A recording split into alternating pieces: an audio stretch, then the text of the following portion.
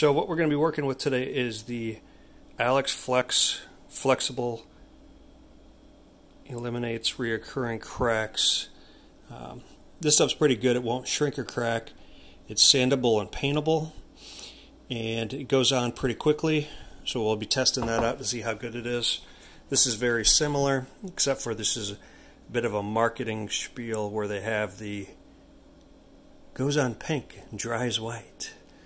No painting required. So we'll see how good this stuff is as well on another hole.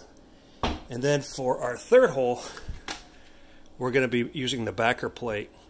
And the reason we're not going to be using the backer plate for this hole is because it's too small. Even though it's a fairly large hole in the drywall, you would need a hole approximately this size in order for the backer plate to go through.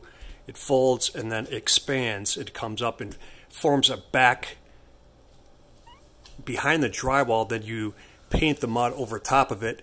You sand it and then paint it so it's actually a flat surface. But that won't work in this application. So what we're going to do is just use a regular spackling. So let's try it out.